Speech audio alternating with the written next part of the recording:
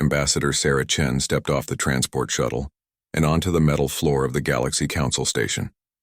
The massive structure hung in space above Nexus Prime like a giant metal flower, its 12 arms stretched out in perfect circles, each one representing one of the ruling species that controlled this part of the galaxy.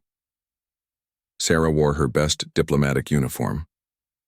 The dark blue fabric had small Earth symbols on the shoulders. She carried a simple briefcase with humanity's application for membership. After 3 years of careful planning, Earth was ready to join the galactic community. The station's air felt cold against her skin. Strange smells filled her nose, some sweet, others sharp like metal. The walls glowed with soft light that changed colors as she walked. This was her first time on an alien station, but she had trained for this moment her whole life. 2 security guards met her at the airlock. They looked like tall insects with forearms and silver skin. Their faces had no expressions that Sarah could read. They spoke in clicking sounds, but her translation device changed their words into English. "Follow us, Human Chen," one guard said. "The council waits." They walked through long hallways filled with aliens from many different worlds. Some floated in the air like living clouds. Others moved on 6 legs with skin like tree bark. A few looked almost human but had eyes that glowed like small stars. None of them paid attention to Sarah as she passed. The guards led her to a massive round room with 12 raised platforms. Each platform held representatives from the council species. At the center sat the Zephyrians, beings made of living crystal that sparkled with inner light. To their right were the HFY, a group mind that spoke as one voice through hundreds of small creatures. "Human Sarah Chen," announced a voice that came from everywhere at once. "You stand before the Galaxy Council. State your purpose." Sarah stepped forward and opened her briefcase. Inside were data drives containing everything about humanity, their history, technology, culture, and peaceful intentions. She had practiced this speech 1,000 times.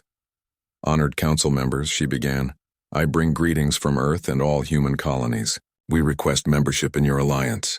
We offer our knowledge, our friendship, and our promise to follow galactic law." She held up the first data drive. "This contains our history. We have learned from our mistakes and grown beyond our violent past. We now explore space with peaceful goals." The second drive glowed softly in the strange light. "Our technology focuses on healing and building, not destroying. We have cured diseases and learned to grow food on dead worlds." The third drive felt heavy in her hands. "Our culture values life and freedom. We believe all thinking beings deserve respect and the right to choose their own path." The council members talked among themselves in languages that hurt Sarah's ears. The translation device struggled to keep up with the rapid conversation. She caught words like primitive, dangerous, and threat. Finally, the crystal Zephyrian leader spoke. "Human Chen, your species interests us. You have grown quickly in a short time. Perhaps too quickly." The HFY collective buzzed with one voice. "We have watched your people for many cycles. You fight wars among yourselves. You damage your own world. You spread to other planets like a disease. That was our past," Sarah said firmly. "We have changed. We united our world and healed our environment. We want to learn from older, wiser species like yourselves." A new voice joined the conversation. It came from a tall, thin being covered in dark metal plates. "Your weapons concern us, Human Chen. You build things designed only to kill." "We have military technology, yes," Sarah admitted. "But we use it only for defense. We have not attacked any other species. We come here with open hands." The council members continued their discussion. Sarah noticed their tone getting colder. The crystal beings pulsed with red light instead of their earlier blue. The collective creatures moved in angry patterns. "Human Sarah Chen," the lead Zephyrian finally announced. "The Galaxy Council has reached a decision." Sarah felt her heart beating faster. This was the moment that would decide humanity's future among the stars. "Your species shows promise," the crystal being continued, "but also great danger. You advance too quickly. You think too much of yourselves. You believe you are equal to species that have ruled the galaxy for thousands of years." The translation device crackled with static as multiple council members spoke at once. "You are children playing with fire. You do not understand the order that keeps peace in our galaxy." "We can learn," Sarah said quickly. "Give us a chance to prove ourselves. We will follow your guidance." "No," the HFY collective buzzed. "Your kind will upset the balance. You will challenge our authority. You will try to change things that should not be changed. The room grew darker as the walls shifted color to deep red. Sarah felt the temperature drop even more. Something was very wrong. The Galaxy Council, announced the Crystal Leader, rejects humanity's application for membership. Furthermore, we declare your species a threat to galactic peace. Sarah's training took over. She remained calm even as fear filled her chest. If you will not accept us, we understand. We will return to our space and leave you in peace. No, the metal-plated being said with a voice like grinding gears. You have seen too much. You know too much. Your species must learn what happens to those who reach beyond their place.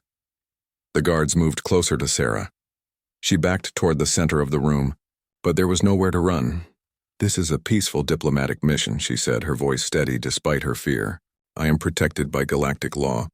I have diplomatic immunity, the crystal being pulsed with bright red light. Human, you mistake us for equals. We are your superiors. We make the laws. We decide who lives and who dies.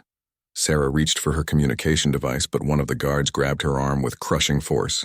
The device fell to the floor and shattered. Your death will send a message to your kind, the collective said in their buzzing voice. It will show them what happens to species that forget their place. Please, Sarah said, still trying to find a peaceful solution. My death will not teach anyone anything. It will only create anger and mistrust. Your species will learn to fear us, the metal being replied. Fear brings obedience. Obedience brings peace. The crystal leader raised one arm. Energy began to gather around its crystalline fingers. Let all who watch remember this moment. Let them see what happens to those who challenge the natural order. Sarah stood straight and proud, facing her death with dignity. My people will remember this, she said clearly. They will remember how you treat those who come in peace. They will remember to obey, the crystal being said. The energy blast struck Sarah's body and began breaking apart her molecules. The pain lasted only a moment before everything went dark, but her last words were recorded by the station's systems and broadcast across the galaxy as the Council intended. What the Council did not know was that every human ship, station and colony received the broadcast. They watched their ambassador die for the crime of asking for friendship. They saw the Council's true nature revealed in a moment of casual cruelty. In that moment, something changed in the collective human spirit. The peaceful species that had come seeking friendship began to prepare for war. They had learned an important lesson. Some beings only understood force, and humanity was very good at providing force when necessary. The Galaxy Council had just made the worst mistake in their long history. They had shown mercy to a peaceful human. Now they would learn what happened when humans stopped being peaceful. The news reached Earth in 8 hours and 17 minutes. The quantum communication array on Luna Base received the broadcast signal from the Galaxy Council station. The message was short and clear. Humanity's ambassador was dead. Admiral Marcus Torres sat in his office deep beneath the Rocky Mountains.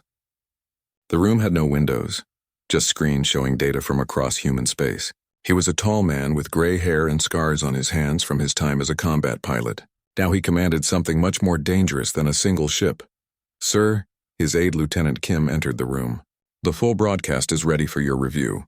Torres nodded and activated the main screen. He watched Sarah Chen die for asking for friendship.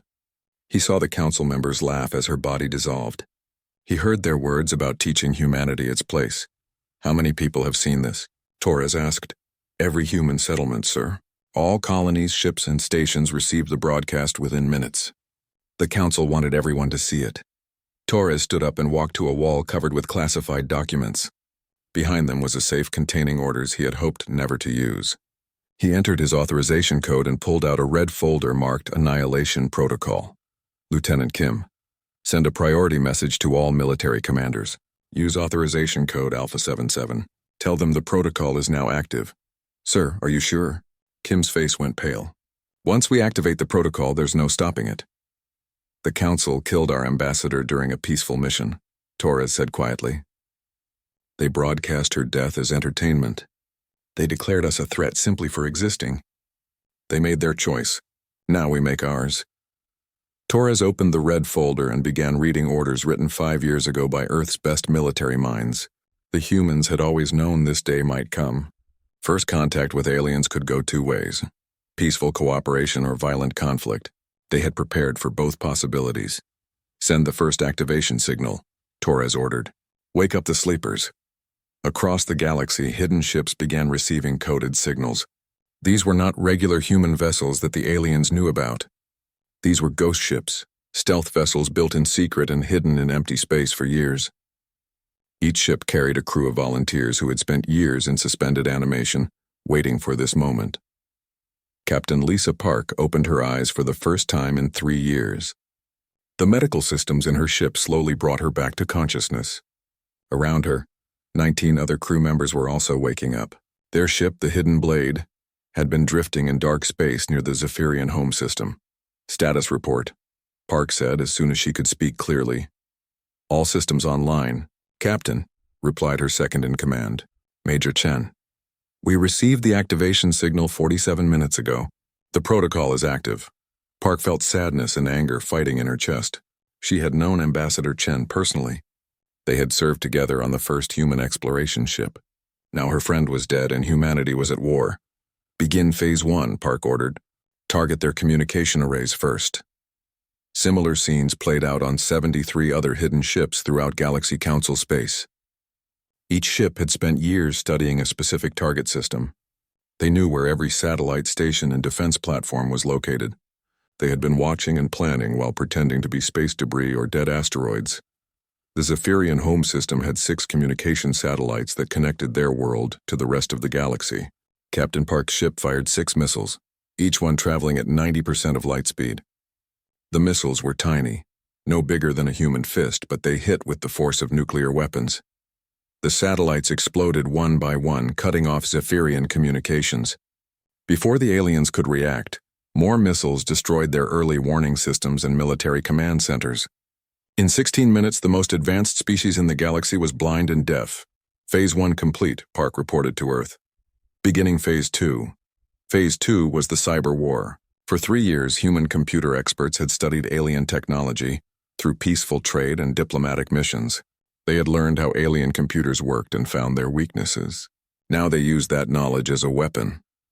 Dr. Elena Vasquez sat in a hidden bunker on Mars, her fingers flying across multiple keyboards. She was humanity's best hacker, and she had spent years preparing for this moment. Her target was the Kethvar Collective Network, the system that connected their hive mind across multiple worlds. "Initiating virus upload," Elena said to her team. "Remember, we're not trying to hurt individual Kethvar. We're breaking their ability to coordinate as a group." The virus she had created was a masterpiece of malicious code.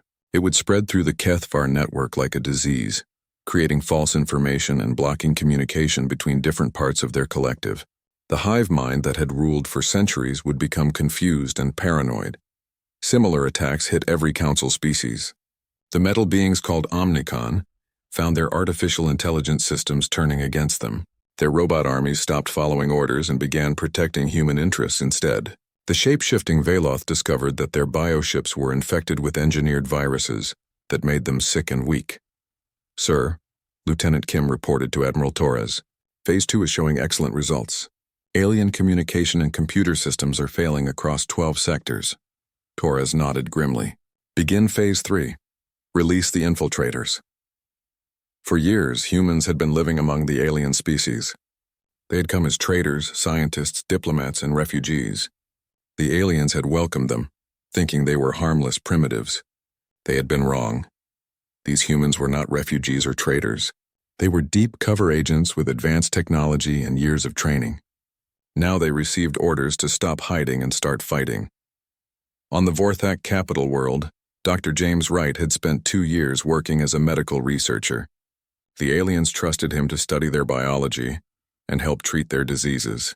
They never suspected that he was also learning how to create new diseases that would target their specific genetic markers. "Computer, release biological agent Omega-7, Wright said to his laboratory systems. "Target, Vorthak military bases only." The agent spread through the air systems of every military facility on the planet. It was designed to cause temporary paralysis in Vorthak physiology, making their soldiers unable to fight without killing them. Wright was a doctor first, and he wanted to win the war without unnecessary death. Other infiltrators had different missions. Some sabotaged power plants and transportation systems. Others hacked into government databases and stole military secrets. A few simply disappeared into the wilderness, ready to begin guerrilla warfare if needed. Phase 3 complete. Torres received the final report 6 hours after Sarah Chen's death. All infiltration teams have activated. Enemy infrastructure is collapsing. Torres looked at the galaxy map on his wall. Red dots showed failing alien systems. Blue dots showed hidden human assets moving into position. In 6 hours, humanity had gone from a peaceful species asking for membership to the greatest threat the galaxy had ever known. "Sir," Kim asked quietly, "what about Phase 4?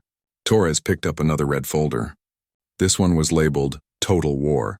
Inside were plans that would turn the galaxy into a battlefield. Weapons that could destroy entire solar systems.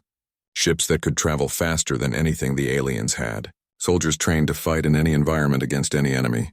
We wait, Torres said. Let them realize what they've done. Let them understand that they attacked the wrong species. Maybe they'll try to make peace. And if they don't?" Torres looked at the picture of Sarah Chen on his desk.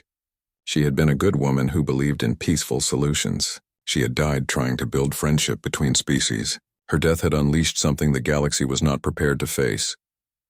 "If they don't," Torres said, "then we show them what happens when you mistake human kindness for human weakness. We show them that we can be much more dangerous than they ever imagined." The Galaxy Council had made their choice. They had chosen war over peace, fear over friendship, death over life. Now humanity would show them the consequences of their decision. The sleeping giant was awake, and it was very, very angry. 3 days after Sarah Chen's death, the Galaxy Council realized they had a serious problem. Their communication networks were failing. Their computer systems were acting strangely. Their military forces were reporting equipment failures across dozens of star systems. High Counselor Zethron of the Zephyrians called an emergency meeting. The crystal being's usual blue glow had turned an angry orange color. "What is happening to our systems?" the leader demanded.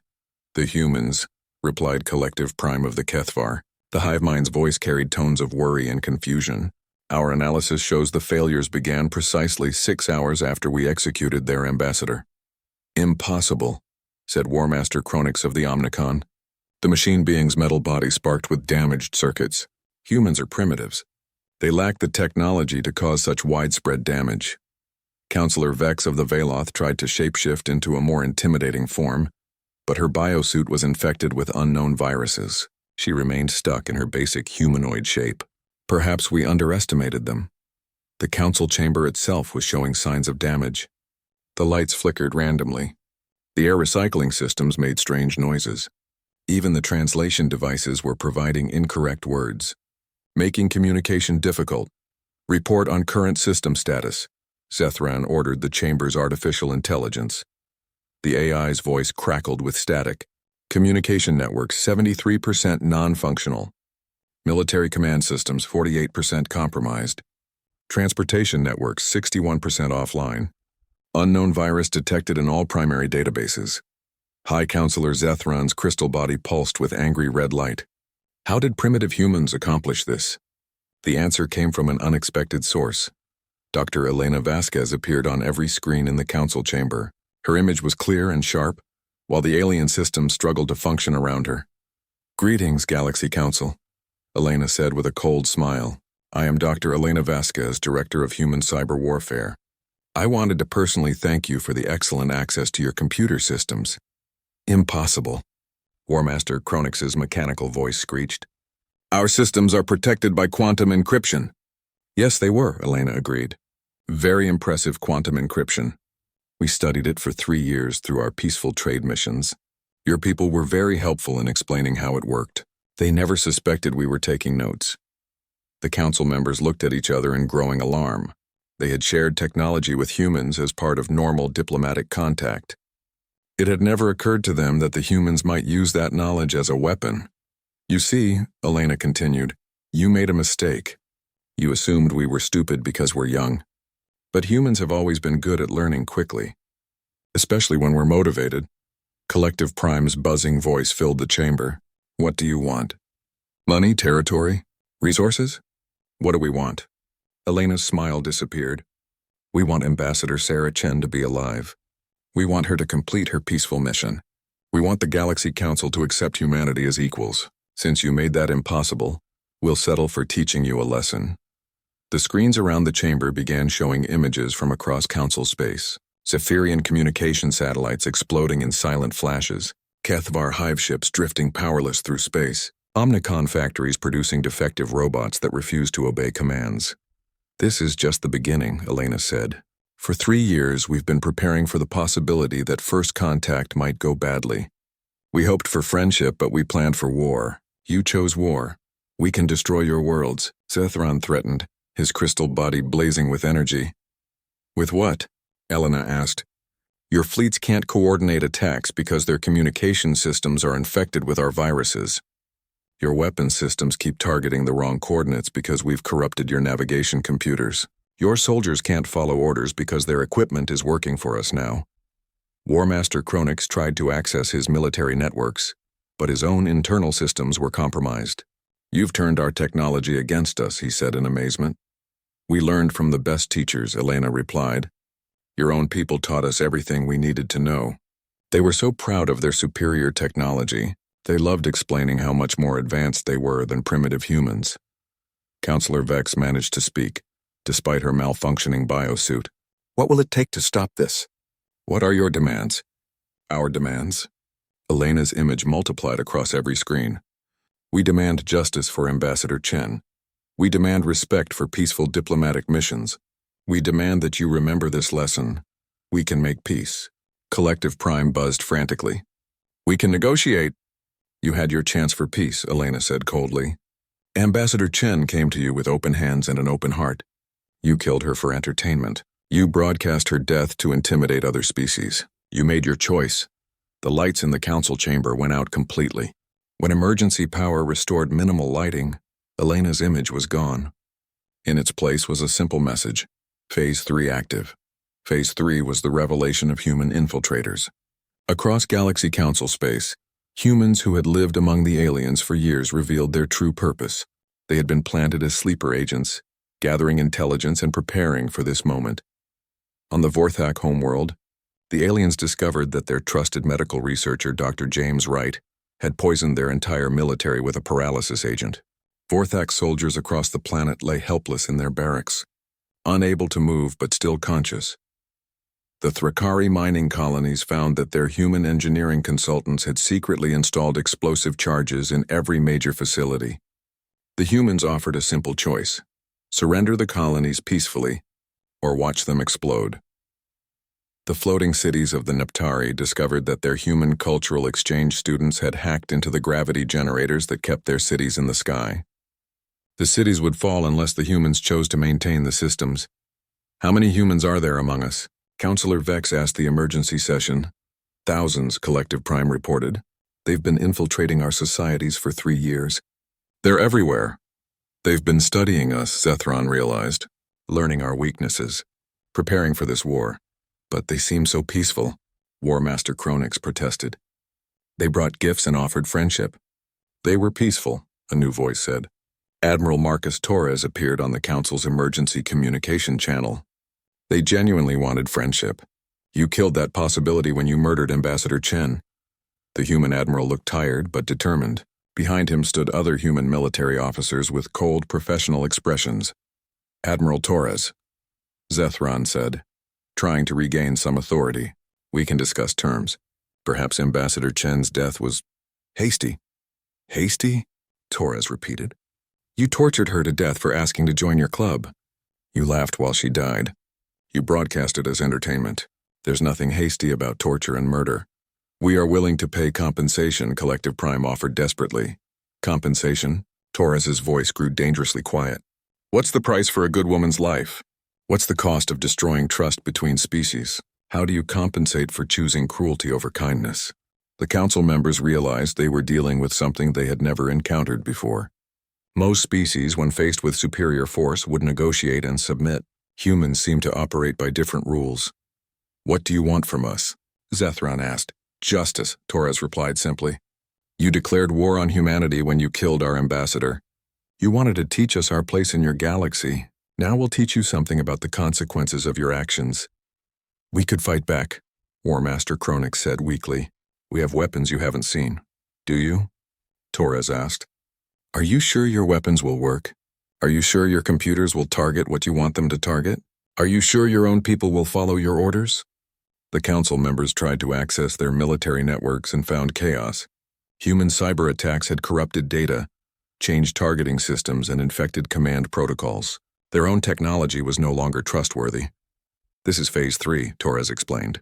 Phase 4 will be much worse. I suggest you think carefully about your next actions. The transmission ended, leaving the Galaxy Council alone with their failing systems and growing fear. They had ruled the galaxy for centuries through superior technology and overwhelming force. For the first time, they faced an enemy that had turned their own advantages against them. In just 3 days, humanity had gone from a dismissed primitive species to the greatest threat the galaxy had ever known. The Council was beginning to understand that they had awakened something terrible, something that would not stop until justice was served.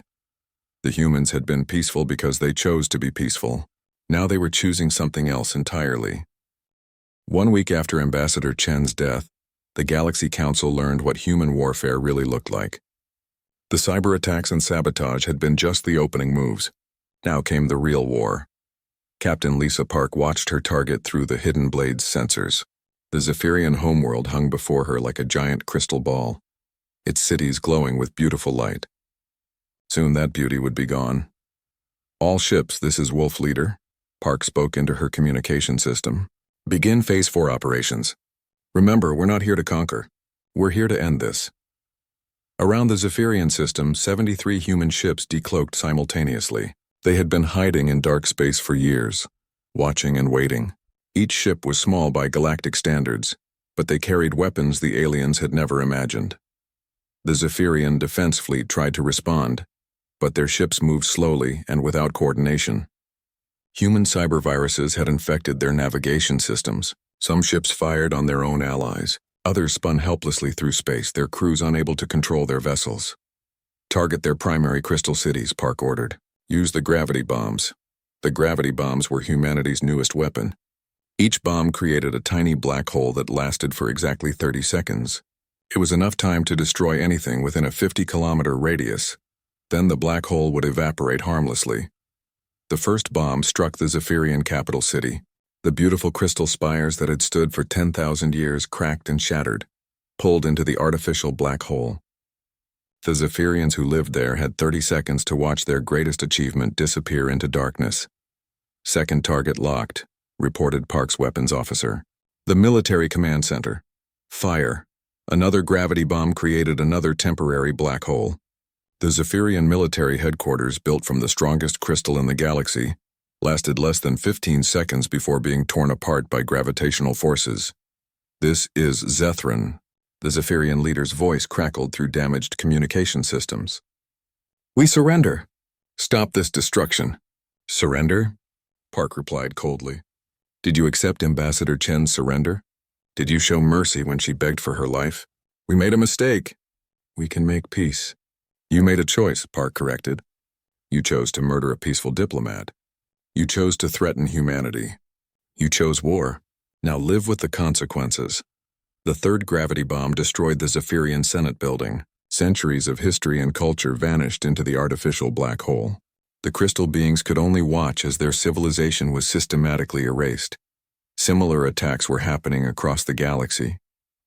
The machine world of the Omnicon faced a different kind of destruction. Human computer viruses had turned their own robot armies against them. Mechanical soldiers that had served for centuries now followed human commands. War Master Kronix tried to shut down the corrupted robots, but his own cybernetic implants had been infected. Impossible, he said as his own arm began moving without his control. We built quantum firewalls. No virus should be able to penetrate our systems. Your quantum firewalls work perfectly. Dr. Elena Vasquez appeared on every screen in the Omnicon Command Center. Against quantum attacks. Unfortunately for you, we're using something much simpler. The human cyber warrior smiled as she explained. You see, every quantum system needs a basic operating system to function, something simple and reliable to boot up the complex quantum processes. We attacked that basic system. Your quantum defenses never even noticed. Kronix watched in horror as his own robotic forces turned their weapons on Omnicon cities. Buildings that had stood for millennia crumbled under assault from their own protectors. Why? Kronix asked. We can rebuild.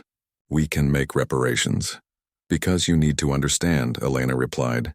When you killed Ambassador Chen, you declared that humans are enemies to be destroyed. We're simply fulfilling your expectations. The HFY collective faced their own nightmare. Human biological weapons had infected their hive mind network with a virus that caused paranoia and mistrust.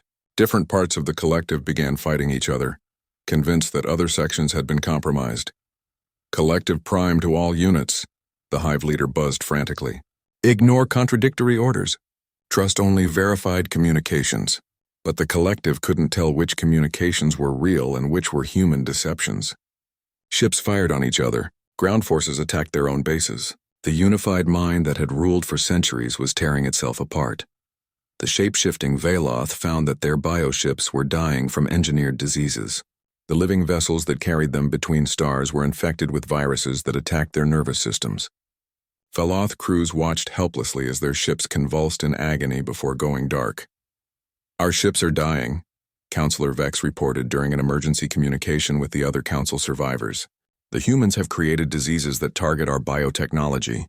They've studied us, Zethrin said bitterly. His crystal body had lost its glow as his cities burned. For 3 years they studied everything about us.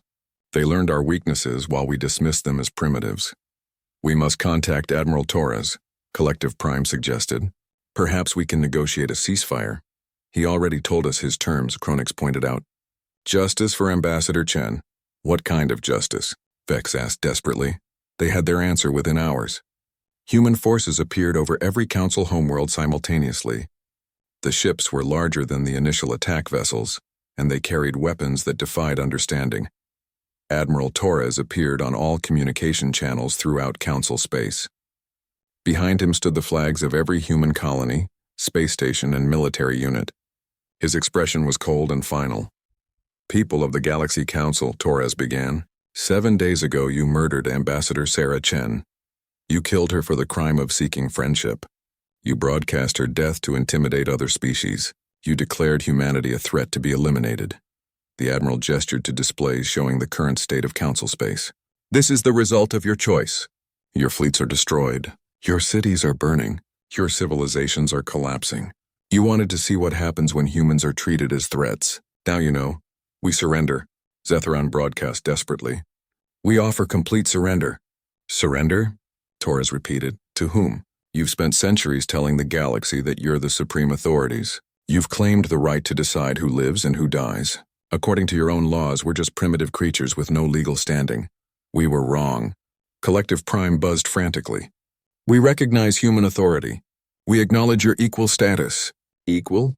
Torres's voice grew dangerously quiet. You want equality now? After you murdered our ambassador?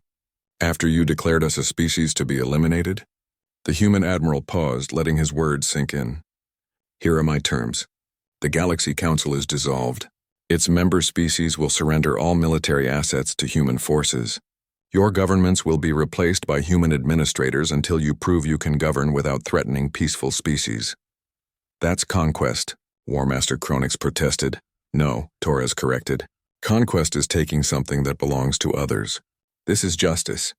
This is the consequence of your actions. You declared war on humanity. You lost that war. Now you face the results. The displays behind Torres showed human ships moving into position over every major council world.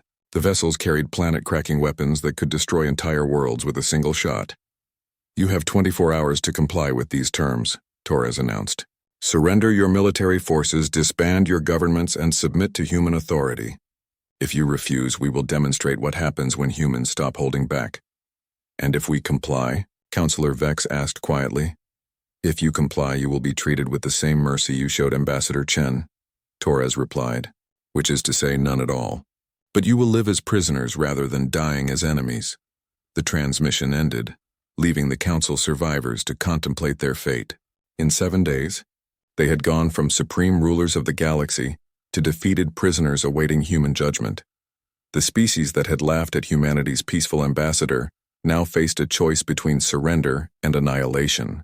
They had learned too late that humans were dangerous not because they were naturally violent, but because they became absolutely ruthless when their values were violated. The Galaxy Council had wanted to teach humanity a lesson about power. Instead, they had learned something far more terrifying about the consequences of moral failure.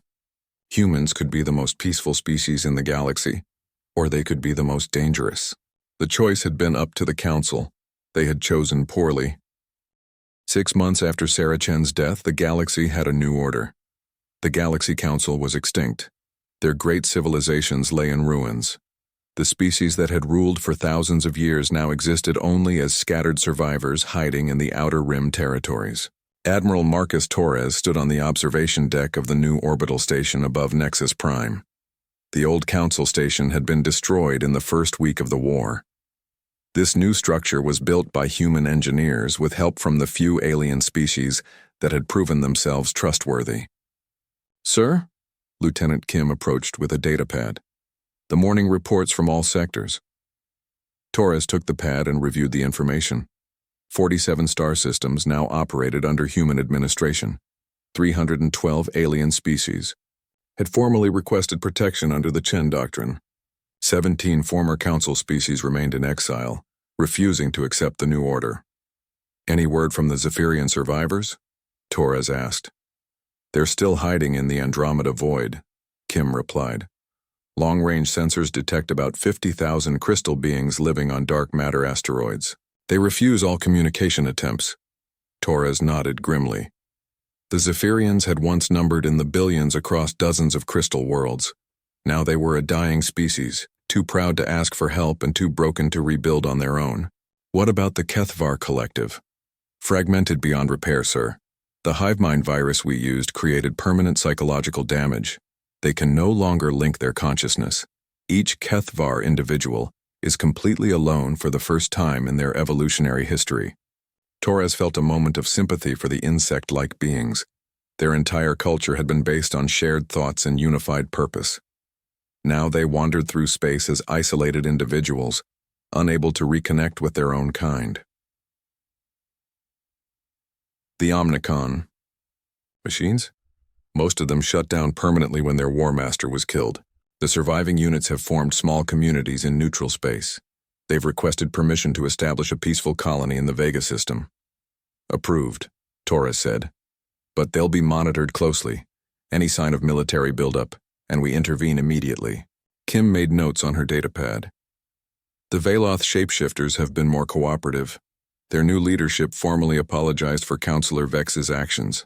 They've offered to share their biotechnology in exchange for protection from other hostile species." Torres considered this carefully. The Veloth had been followers rather than leaders in the Council's decision to kill Ambassador Chen.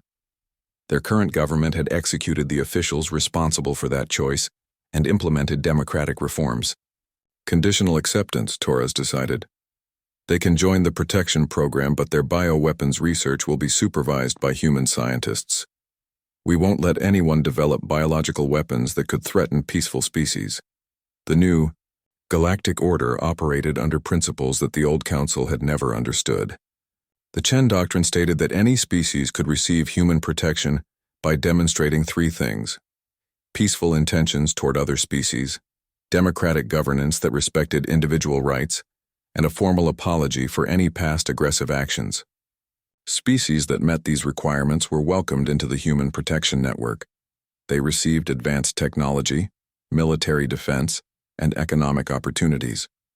Species that refused these terms were left alone in neutral space, free to exist but forbidden from threatening others.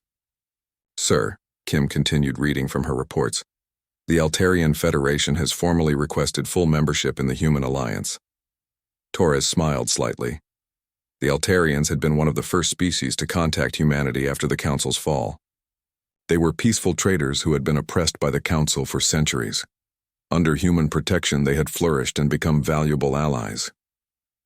"Granted," Torres said, "the Altarians have proven themselves. They deserve full partnership status." A soft chime indicated an incoming priority message.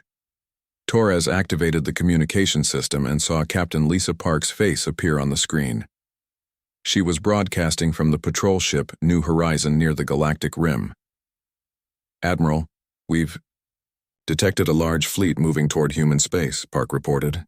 It appears to be a coalition of former council species. They're heavily armed and moving in attack formation. Torres felt his expression harden. How many ships? Approximately 800 vessels, sir. It looks like the surviving Zephyrians, Kethvar fragments and Omnicon units have joined forces. They're calling themselves the Liberation Coalition. Liberation? Torres asked. Liberation from what? From human tyranny, according to their broadcasts. They claim we've conquered the galaxy and enslaved peaceful species. They say they're coming to restore the natural order. Torres looked out at the peaceful activity around the station. Ships from dozens of species moved in harmony, protected by human defense platforms. Trade routes that had been closed for centuries under council rule now flourished with commerce and cultural exchange. Sir, Park continued, they're demanding we withdraw from all alien territories and return control to the rightful governments.